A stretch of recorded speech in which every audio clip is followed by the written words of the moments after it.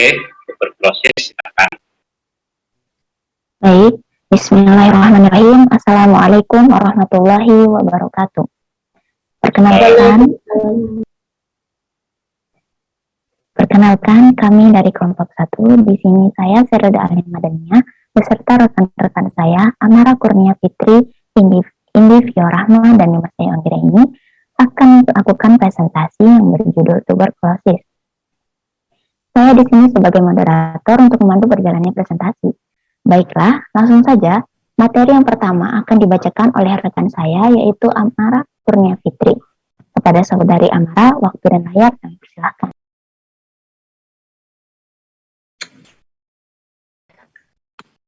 Pengertian. Tuberkulosis atau TBC adalah suatu penyakit menular yang disebabkan oleh kuman Mycobacterium tuberculosis. Tuberkulosis adalah infeksi yang ditularkan melalui udara. Bakteri penyebabnya dilepaskan ke udara ketika mengidap batuk atau bersin. Next. Klasifikasi penyakit tuberkulosis.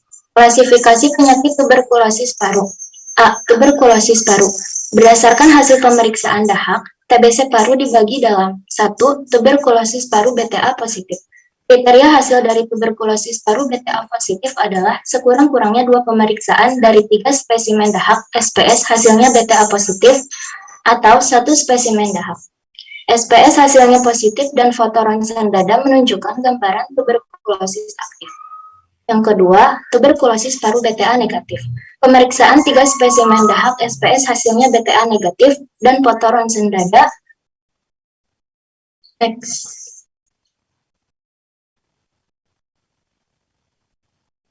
Menunjukkan gambaran tuberkulosis aktif.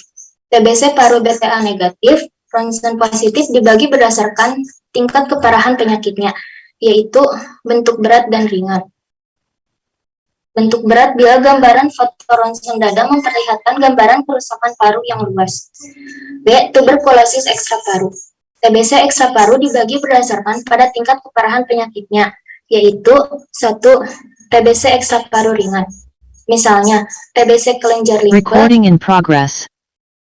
pleuritis exudativa unilateral, tulang, kecuali tulang belakang, sendi, dan kelenjar adrenal. 2. TBC ekstra paru berat misalnya meningitis, miliar, perikarditis, peritonitis, pleuritis exudativa duplex, TBC tulang belakang, TBC usus, TBC saluran kencing, dan alat kelamin. C. Tipe penderita. Berdasarkan riwayat pengobatan sebelumnya, ada beberapa tipe penderita, yaitu 1. Kasus baru adalah penderita yang belum pernah diobati dengan OAT atau sudah pernah menelan OAT kurang dari 1 bulan atau 30 dosis harian. Yang kedua, kambuh atau relapse. Adalah penderita tuberkulosis yang sebelumnya pernah mendapat pengobatan tuberkulosis dan telah dinyatakan sembuh, kemudian kembali lagi berobat dengan hasil pemeriksaan dahak BTA positif. 3. Pindahan atau transfer in. Adalah penderita yang sedang mendapat pengobatan di suatu kabupaten lain dan kemudian pindah berobat ke kabupaten ini. Penderita pindahan tersebut harus membawa surat rujukan atau pindah.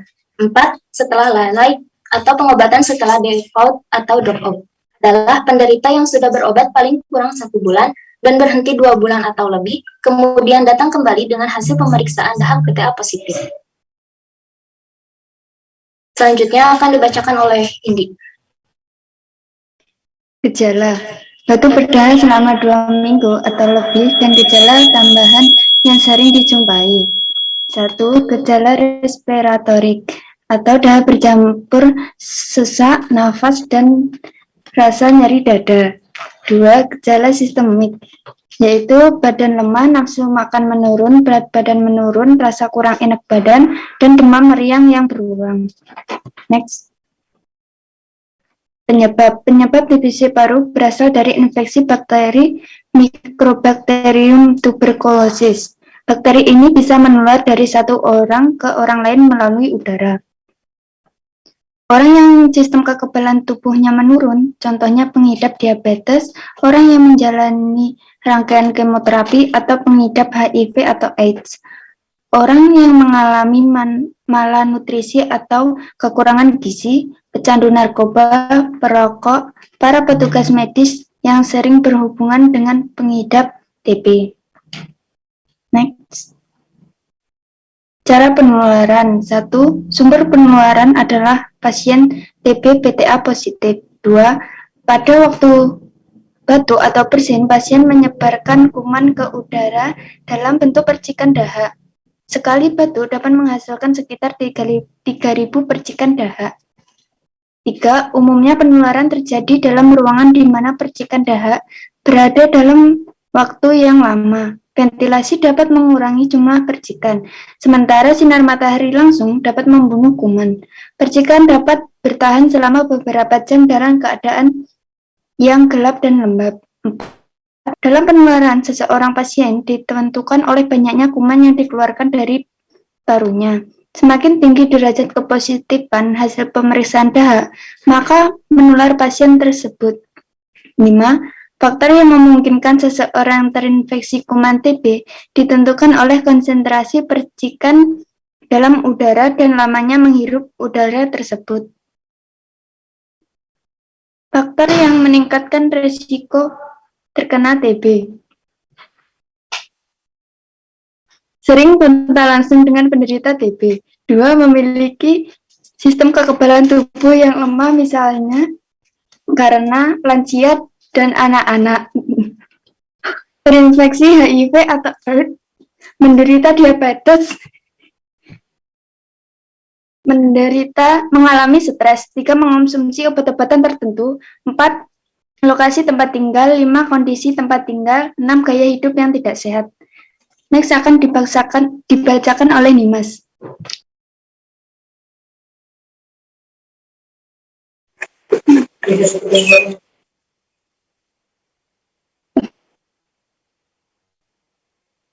Aku belum kondisi.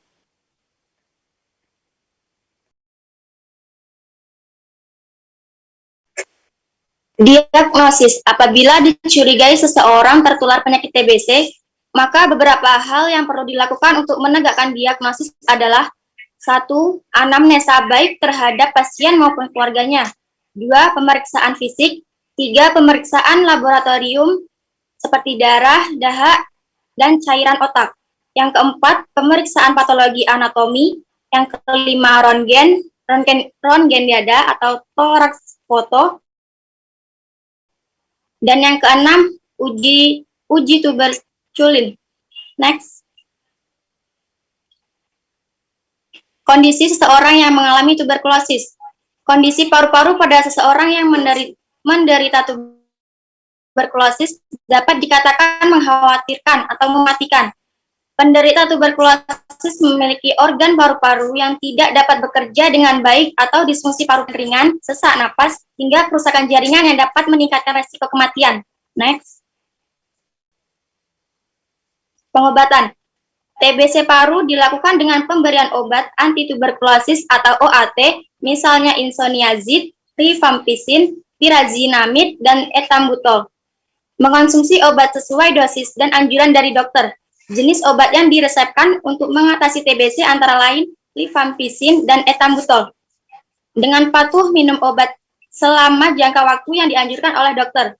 Jika pasien berhenti minum obat sebelum waktu yang disarankan, bakteri TBC berpotensi kebal terhadap obat yang diberikan. Akibatnya, TBC menjadi lebih berbahaya dan akan lebih sulit diobati. Next. Tahapan dalam pengobatan TBC yaitu tahap awal atau intensif, yaitu berlangsung sejak memulai pengobatan hingga 2 bulan, di mana pasien TBC diwajibkan meminum obat setiap hari. Kemudian tahap lanjutan, yaitu sejak bulan kedua hingga bulan ke-6 atau lebih. Pada tahap ini, pasien hanya diwajibkan meminum obat 3 kali seminggu. Kedua tahapan di atas jika di total berlangsung minimal 6 bulan, bisa juga lebih, bahkan sampai 12 bulan. Namun, lamanya pengobatan ini tergantung pada berat ringannya penyakit TBC yang diderita oleh pasien dan ditentukan oleh tenaga kesehatan yang sudah terlatih. Jika di akhir tahap intensif hasil pemeriksaan dahak masih positif, maka tahap pengobatan ini akan ditambah 1 bulan. Pengobatan pengawasan langsung atau DOT atau Direct Observed Therapy. Perawatan Perawatan ini dilakukan dengan mengawasi pasien secara ketat oleh dokter.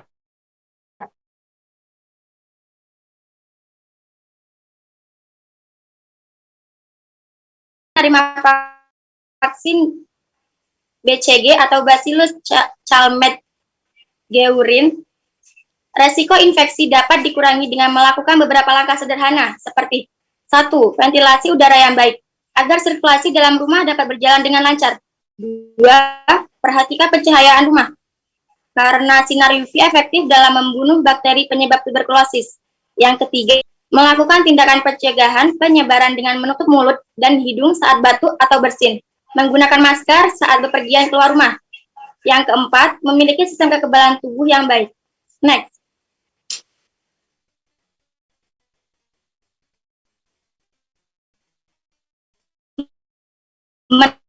Menerapkan pola hidup sehat, latihan dengan diafragma.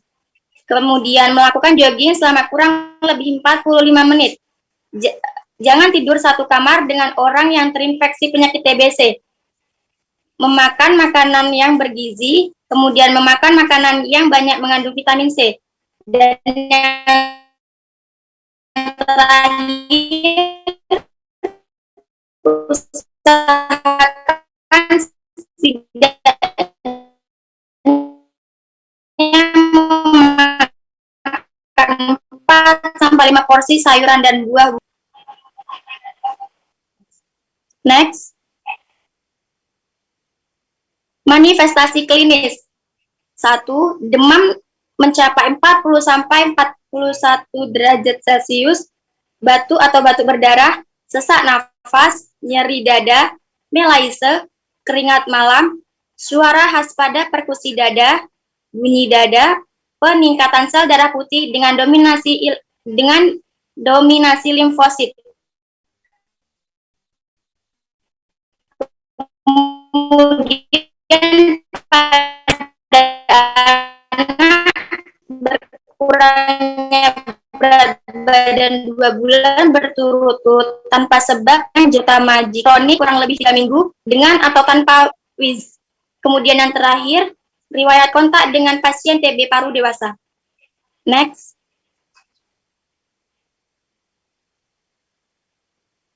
Patogenesis tuberkulosis. Tuberkulosis adalah penyakit menular yang disebabkan oleh kuman Mycobacterium tuberculosis. Terdapat 4 tahap perjalanan alamiah penyakit. 1.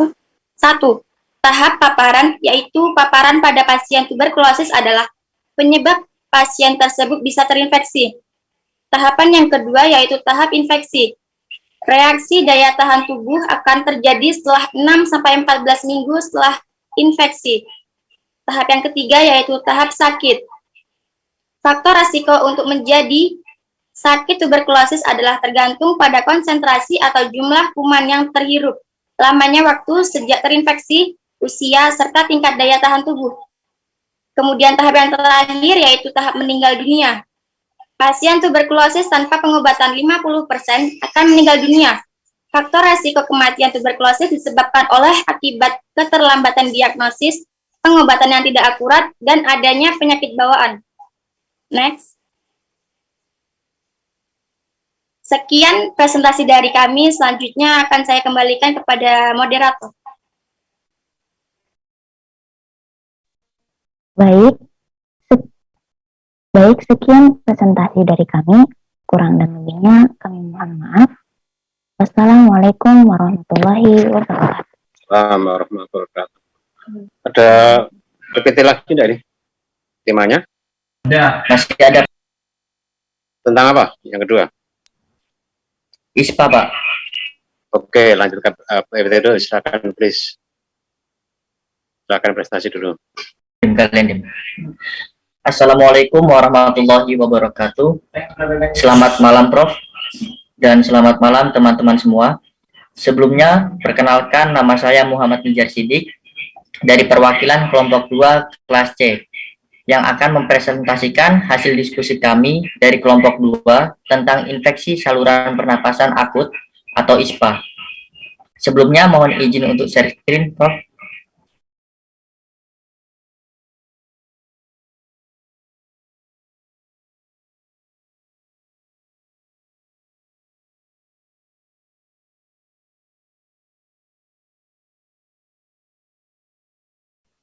Infeksi saluran pernapasan akut adalah infeksi yang ada pada saluran pernapasan. ISPA akan menimbulkan peradangan pada saluran pernapasan, mulai dari hidung hingga paru-paru. Kebanyakan ISPA disebabkan oleh virus, sehingga dapat sembuh dengan sendirinya tanpa pengobatan khusus dan antibiotik. Walaupun lebih sering disebabkan oleh infeksi virus, ISPA juga bisa disebabkan oleh bakteri. ISPA dapat menyebar dari kontak langsung seperti percikan liur penderita dan juga dapat menyebar melalui sentuhan benda yang kontaminasi dengan penderita. ISPA dapat menyerang saluran pernapasan atas maupun saluran napas bawah.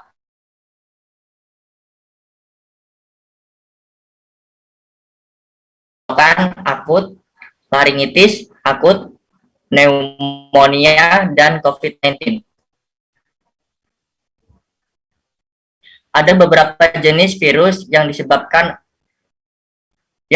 sering menyebabkan ISPA, yaitu yang pertama ada rhinovirus, yang kedua ada respiratory syncytial virus, yang ketiga ada adenovirus, yang keempat ada parainfluenza virus, dan yang kelima ada virus influenza. Beberapa jenis bakteri yang juga bisa menyebabkan ISPA, yaitu yang pertama ada Streptococcus, yang kedua Haemophilus, yang ketiga ada Staphylococcus aureus, yang keempat ada Corynebacterium diphtheria, yang kelima ada Mycoplasma pneumonia calamdia. Selanjutnya akan dibacakan oleh Saudara Muhammad Fadilah. Kepadanya kami persilahkan.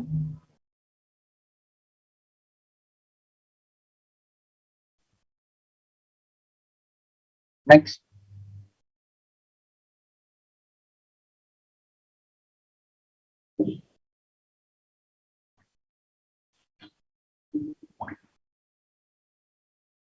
Gejala dari infeksi saluran pernapasan yaitu ada batuk, bersin, pilek, sesak napas, hidung tersumbat, nyeri tenggorokan, demam, sakit kepala, dan nyeri otot. Penyembuhan penyakit ISPA yang pertama memperbanyak istirahat yang cukup. Yang kedua memposisikan kepala lebih tinggi ketika tidur. Yang ketiga memperbanyak minum air putih. Dan yang keempat berkumur dengan air hangat yang diberi garam. Selanjutnya dilanjutkan oleh Presinta. Pencegahan penyakit ISPA yaitu dengan mencuci tangan teratur, menghindari menyentuh wajah, menutup mulut ketika bersin atau batuk, memperbanyak makanan sehat, dan olahraga. Beberapa kelompok orang yang lebih rentan tertular ISPA. 1. Anak-anak dan lansia. Anak-anak dan lansia memiliki sistem kekebalan tubuh yang rendah. 2. Orang dewasa dengan sistem kekebalan tubuh lemah. Ketika kekebalan tubuh menurun, maka resiko terinfeksi akan semakin meningkat. Ketiga, penderita gangguan jantung dan paru-paru. ISPA lebih sering terjadi pada orang yang sudah memiliki penyakit jantung atau gangguan pada paru-paru sebelumnya. Keempat, perokok aktif. Perokok lebih berisiko mengalami gangguan fungsi paru dan saluran pernapasan, sehingga rentan mengalami ISPA dan cenderung lebih sulit untuk pulih. Kesimpulannya, ISPA merupakan infeksi pada saluran pernapasan yang dapat menyerang saluran nafas atas maupun saluran nafas bawah. ISPA dapat menyebar melalui percikan liur penderita dan benda yang terkontaminasi dengan penderita. Penyebabnya bisa dari bakteri maupun virus. Gejala dari ISPA mudah terdeteksi. Penyembuhan dan pencegahan penyakit ISPA yaitu dengan mengatur dan menerapkan PHBS, yaitu perilaku hidup bersih dan sehat. Selanjutnya saya kembalikan kepada Muhammad Nizar Siddiq.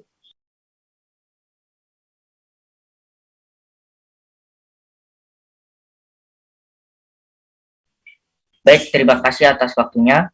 Mungkin cukup sekian hasil diskusi kami dari kelompok 2. Kurang lebihnya mohon maaf. Wabillahi taufik wal hidayah. Wassalamualaikum warahmatullahi wabarakatuh. Waalaikumsalam warahmatullahi Wabarakatuh. Sudah ini ya berarti ya. Ya, saya tambahkan. Yang pertama TB. TB itu disebut dengan infeksi spesifik spesifik. Karena apa? Karena penyebabnya adalah spesifik Mycobacterium tuberculosis, ya. Nah, sifat infeksinya, transmisinya adalah airborne infection. Airborne infection itu apa? Penularan lewat udara, pernafasan, batuk, droplet, dan sebagainya. Nanti berbeda dengan beberapa penyakit diare, misalnya diare itu adalah feko oral, dari feses ke mulut, ya. Nah, TB itu organ utama yang diserang adalah pulmo, paru, tetapi tidak selalu di paru. Sehingga dalam pengelompokannya ada namanya TB pulmonal dan TB ekstrapulmonal. Maksudnya apa ekstrapulmonal itu? Bukan paru-paru yang diserang. Ada yang menyerang usus, maka disebut TB usus. Ada yang menyerang tulang, maka disebut TB itu tulang. Ya. Nah,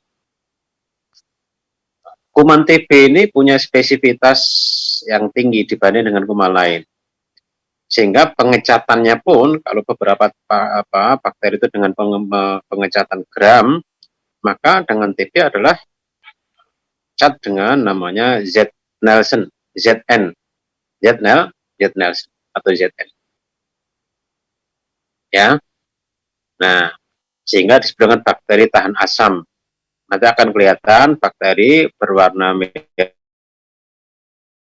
berbentuk batang. Ya. Nah, problem kenapa dia spesifik? Jadi kuman MTB itu bisa menginfeksi yang sifatnya kronis. Tidak ada TB yang sifatnya akut. TB itu infeksi yang sifatnya kronis. Dan dia bisa dorman. Dorman itu apa? Dorman itu inaktif, tapi sewaktu-waktu dia bisa aktif. Sewaktu-waktu dia bisa aktif. Dinding selnya tebal, bakteri TB itu.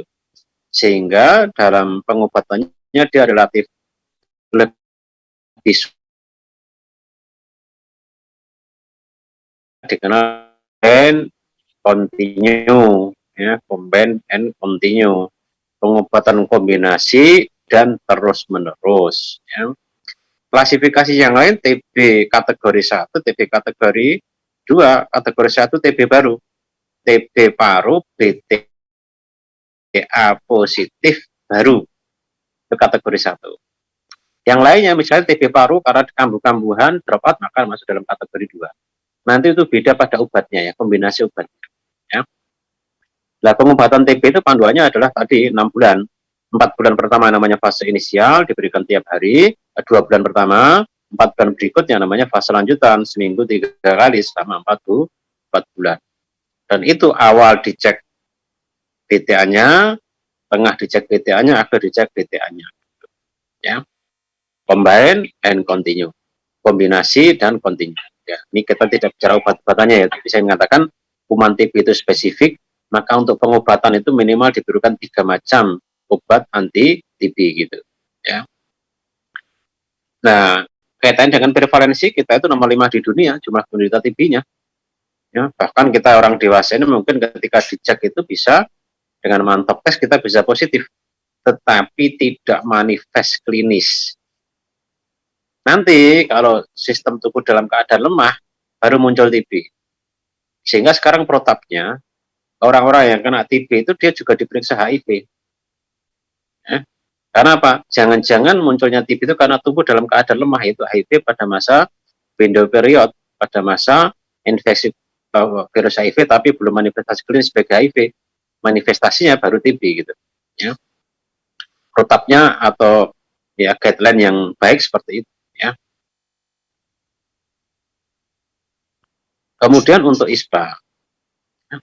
ISPA itu ya infeksi saluran pernapasan akut ya. Kadang-kadang itu dengan infeksi saluran pernapasan atas. Jadi memang kemudian memang akut dan memang di atas. Kalau di bawah itu sudah pulmo, itu nanti bukan dikatakan ISPA. Kalau pulmonya yang meradang ya kita mengatakan pneumonia, bronko-pneumonia gitu ya.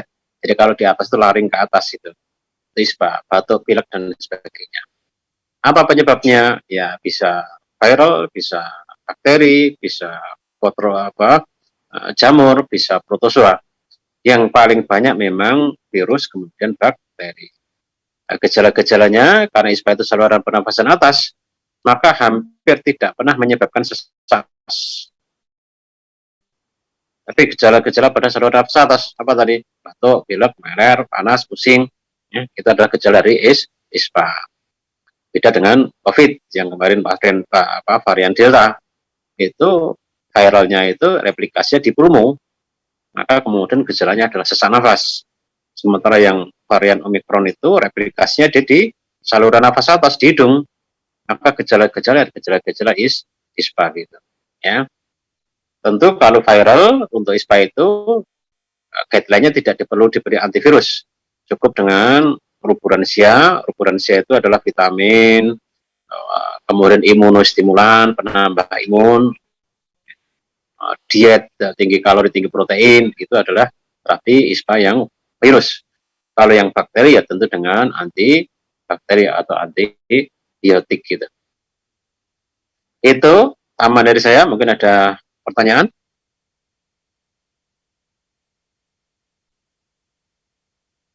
Silakan. Izin Pak, izin bertanya. Izin. Ya. Mengapa TBC selalu dikaitkan dengan perokok, Prof? Terima kasih.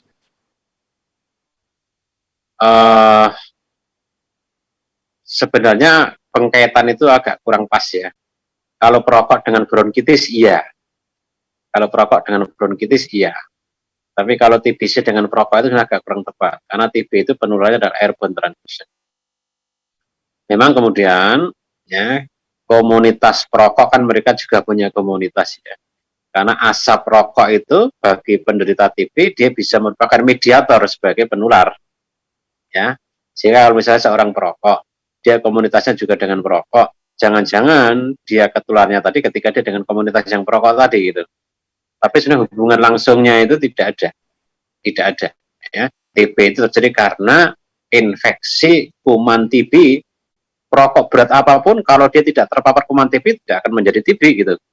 Berbeda dengan bronkitis kronis, itu memang risk factor tingginya dari perokok, karena bronkitis itu adalah inflamasi pada bronkus. Kalau TB itu infeksi bakteri MTBC. Jadi ditegaskan, sekalipun dia perokok berat, seandainya dia tidak terpapar kuman TB, tidak akan terkena TB. Cuma tadi di awal saya katakan prevalensi kita itu, kita nomor 5 di dunia, seakan-akan dunia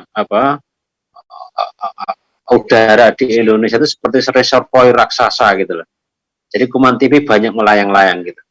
Maka pada orang-orang dengan perokok itu, dia relatif lebih rentan manifestasi klinis daripada orang bukan perokok. Ya, orang bukan perokok pun dia terpapar kuman TB, tapi tidak manifestasi klinis gitu. Sementara orang perokok ketika dia terpapar kuman TB, dia bermanifestasi klinis lebih nyata gitu. Tapi sebenarnya prinsip umumnya adalah siapapun perokok atau tidak perokok, kalau dia tidak terpapar kuman TB ya tidak akan terkena. Itu ya Mas Nisar ya. Baik Prof, terima kasih. Ya, silakan yang lain.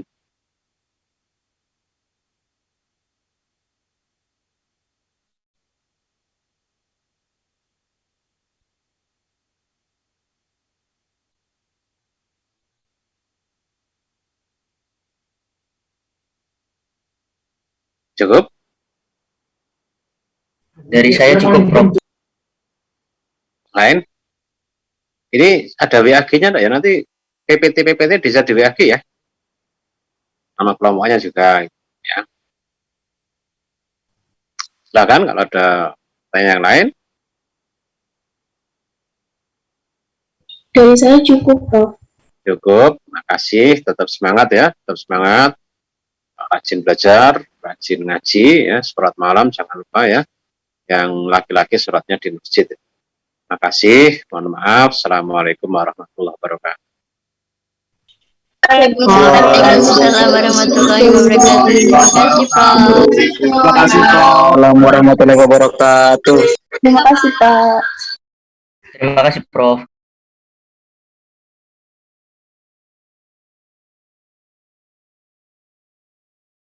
Rec-